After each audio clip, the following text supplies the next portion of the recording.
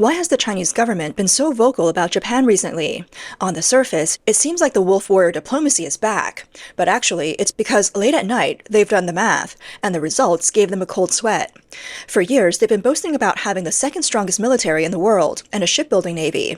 But when they come up against Japan's silent yet formidable military-industrial base, they might not even stand a chance. The U.S. military's top weapon, used specifically to counter the J-20, is the F-35. Its composite materials, key avionic modules, and even Asia's only final assembly and checkout line are all running at full speed in Japanese factories. This means that while China's J-20 is still struggling with its engine life and still relying on reverse engineering to make do, Japan isn't just able to buy an F-35. Japan can build it, repair it, fix it quickly, and supply it wherever needed. And that's why Beijing can't sleep at night. It's not just about facing an air force, it's about facing the whole military-industrial system. The J-20 is just a showpiece. Japan has F-35 production lines. While the J-20 is indeed in service with 200 to 300 planes, the real question is, how many hours do these planes actually fly each year? How long can their engines hold up under high thrust? How many times have the pilots truly participated in close-to-real combat joint training? The moment you ask these questions, the Chinese side goes silent. According to sources from the military-industrial system, the biggest issue with the J-20 remains unresolved. The domestic engine barely meets the standards. It's unstable and has a shockingly short lifespan. The stealth coating is delicate, ages quickly, and the maintenance costs are sky-high. What's the direct consequence of this? Every time the J-20 is deployed, it has to be serviced afterward. If it actually fought a few rounds of high-intensity aerial combat, a batch of them would end up grounded. This explains the fact that even though there are hundreds of J-20s, you almost never see them in the Taiwan Strait or the East China Sea. It's not that they don't want to show it, it's just that it's too fragile to be put on display. Now look at Japan. Their approach is the complete opposite.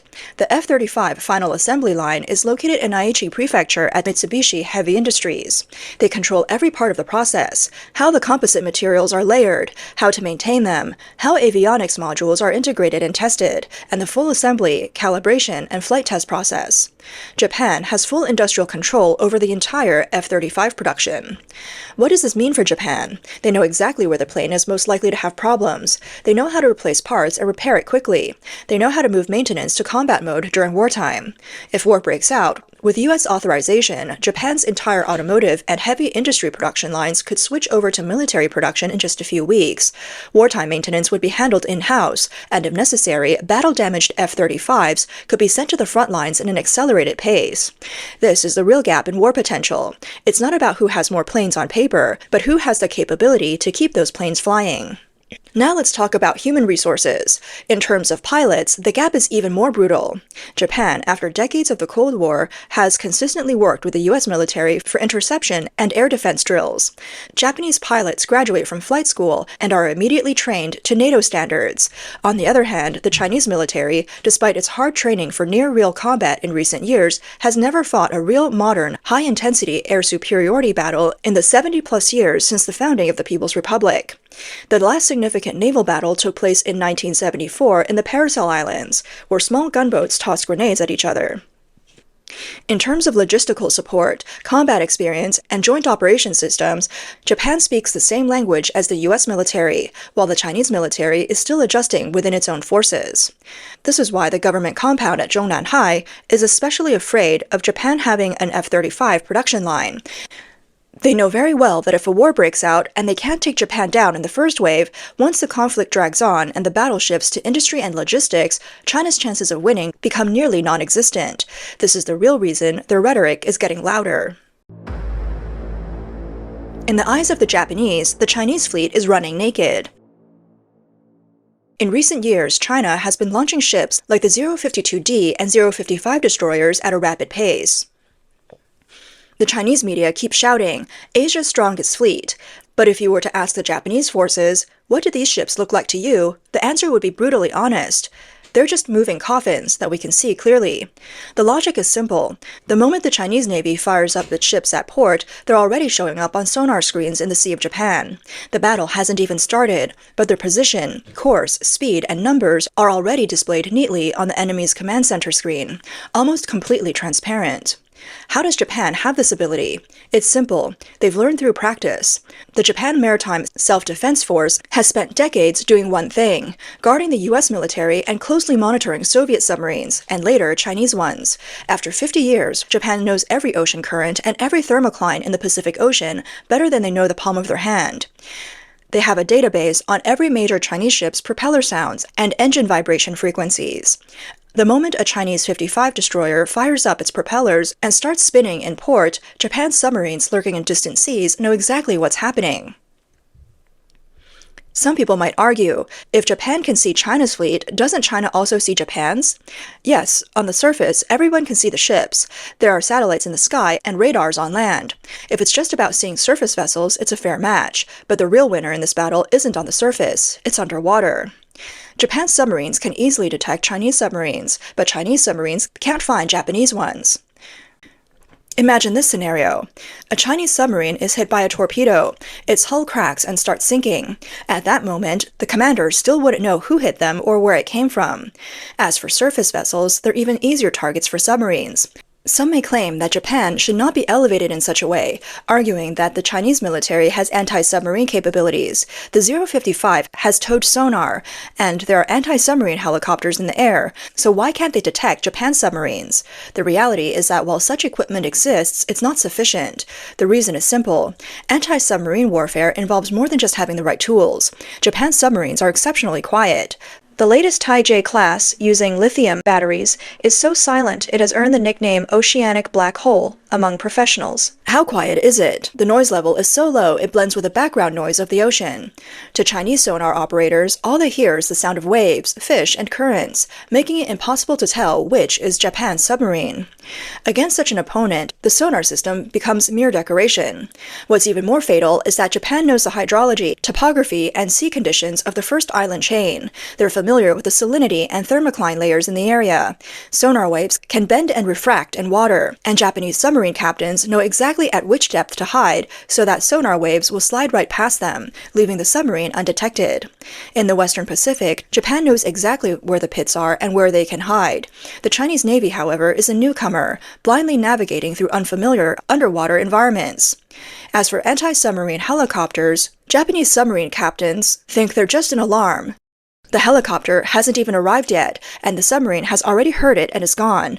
By the time you drop the sonar buoy, the submarine is already far away, hiding. The war machine hidden in civilian companies. Mitsubishi turns cars into tanks. Japan may be peaceful, but it's also powerful. Japan's entire civilian industrial base is in fact a dormant weapons factory. On a regular day, Mitsubishi Heavy Industries makes air conditioners and high-speed trains. Kawasaki Heavy Industries makes motorcycles and industrial tools. Toyota and Komatsu are busy making off-road vehicles and excavators. But once a wartime mobilization order is given, the logic of the production lines changes instantly. Mitsubishi Heavy Industries could switch molds and start producing world-class Type 10 main battle tanks. The same assembly lines that made off-road vehicles for Toyota and Komatsu can quickly pivot to produce military armored vehicles and engineering tanks. Sony, Kyocera, and other electronic giants can switch from making cameras and ceramic components for civilian use to making missile guidance systems and radar core components. This is what Zhongnanhai truly fears. China relies on a few state-owned military factories going solo, but Japan has a whole world-class civilian industrial network behind it. Once war breaks out, the entire network can instantly convert to a military production network. And let's not forget about the F-35. Why did the United States place one of the 3 global final assembly and checkout centers for the F-35 in Mitsubishi Heavy Industries in Japan? Because the Americans are well aware that Japan's precision engineering and quality control can handle the level of weaponry required. What's the current situation? Over there, China is still reverse engineering, trying to figure out stealth materials. But in Japan, Mitsubishi's factory is already dismantling and reassembling the F-35 like it's a Lego set. If a war really breaks out, the US wouldn't even need to ship F-35s from its homeland one by one. As long as they provide the key parts, and some parts are made in Japan, Japan will instantly become a hatchery and a revival point for the F-35. When one is lost at the front, another can be quickly repaired and sent back up. Right now, China is desperately building warships, using numbers to intimidate. On the other hand, Japan is quietly building manufacturing capability. If Japan and China really went to war in the East China Sea, the first month would likely see both sides suffering losses, with China possibly taking a small advantage thanks to its missile stockpiles. By the second month, things would change. China's precision machine tools would be blocked, chips would be cut off, damaged equipment couldn't be repaired, and new equipment couldn't be produced. Meanwhile, Japan's car factories would turn into tank factories, and electronics factories would become missile factories. All the while, the entire Western supply chain would be continually fueling Japan's efforts. This logic was used by the US to defeat Japan in the war, and now Japan has learned it and is ready to use it on China.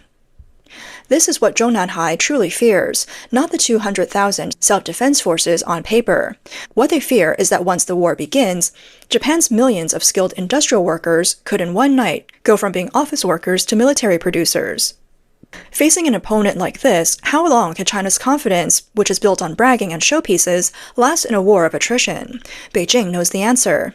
This is the real reason they've been shouting louder and attacking Japan.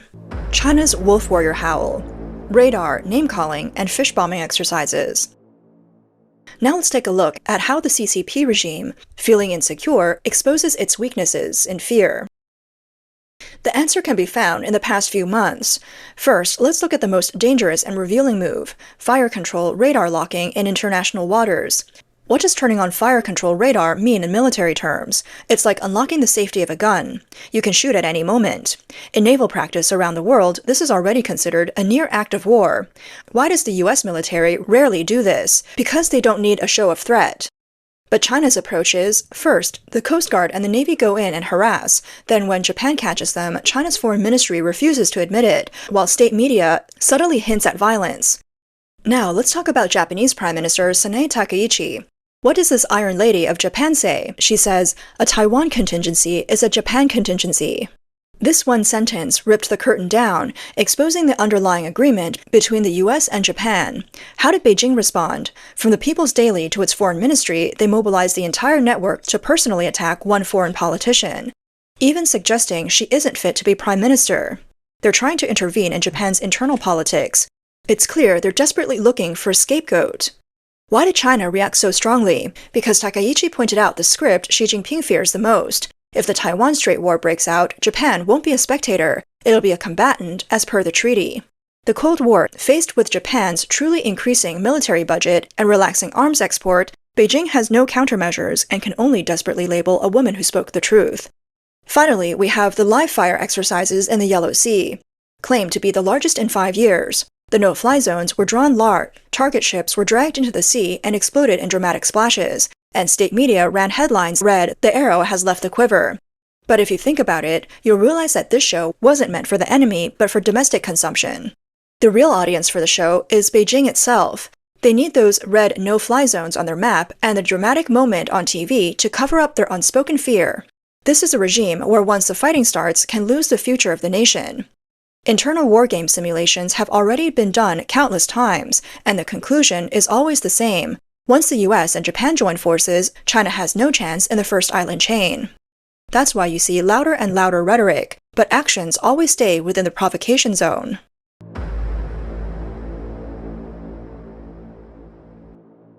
What will be the outcome if it really comes to a fight? War games can be made very complicated, with a bunch of models and parameters. But strip away the technical details, and there are really only 3 scenarios. In all 3 scenarios, the conclusion's the same. China not only can't win, but it also can't afford to lose. Beijing is willing to fight Japan, but without US intervention. There are 3 fatal flaws with this idea. 1. If Japan really gets serious, they could lose an airport in Okinawa, but retreat to Honshu or Hokkaido. Behind them, they have American military bases one after another. China, on the other hand, if it loses a few ports or airports along its southeastern coast, it could cripple the entire engine zone of China's economy. 2. Japan has the entire Western supply chain behind it. If China makes a move, it would immediately become a sanctioned and partially blocked economy. 3. Around the Senkaku Islands and Miyako Strait, the US and Japan sea and air forces are integrated. If China dares to truly strike, you can't guarantee that Chinese missiles won't accidentally hit US military vessels or aircraft. The moment a US plane or ship gets involved, the entire scenario switches.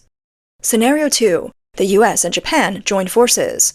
This is the version run by all professional think tanks. The moment Japan gets involved, the US must intervene under Article 5 of the US-Japan Security Treaty. This scene would unfold like this. From the start, air superiority is seized by the US and Japan. The US F-35, F-22, and Japan's F-15J will press from Okinawa, Guam, and Alaska. The moment China's J-20 leaves port, it faces an impenetrable data chain Skynet. Whoever is marked first disappears from the screen first. Sea control has long been locked down. If China's fleet wants to break through the first island chain, it must go through the Miyako Strait or the Bashi Channel. The US and Japan have already laid mines, anti-submarine nets, and shore-based anti-ship missiles at these points, adding multi-layered firepower from both sea and air. Every step forward is like jumping into a carefully planned firepower trap. Japan can convert civilian industries into military ones, and the US has the entire North American industrial system and dollar-based economy behind it. China, on the other hand, is juggling frontline war losses while its energy, food, and shipping are cut off, while depleting its national reserves to maintain stability and suppress domestic unrest. In this scenario, China's options are limited. Either they hold on until they're almost defeated, or they retreat, making concessions and offering territorial losses as a strategic withdrawal. On the surface, they shout no fear of war, but deep down they're trembling. They're thinking, how can we lose without it looking so bad? Scenario 3. Systemic Showdown. This is the version Zhou Nanhai fears the most, but doesn't dare to say out loud. The front line spirals out of control, and regional war turns into a fight to protect the regime. There's a harsh difference here. What if Japan loses? If they bow, step down, change cabinets, the country remains, the system remains. What if the US loses? They retreat to their homeland, change presidents, suffer a blow to their hegemony, but their country's foundation doesn't collapse. But what if China loses? If China loses, it doesn't just lose a battle. It's the loss of the legitimacy of its entire ruling regime.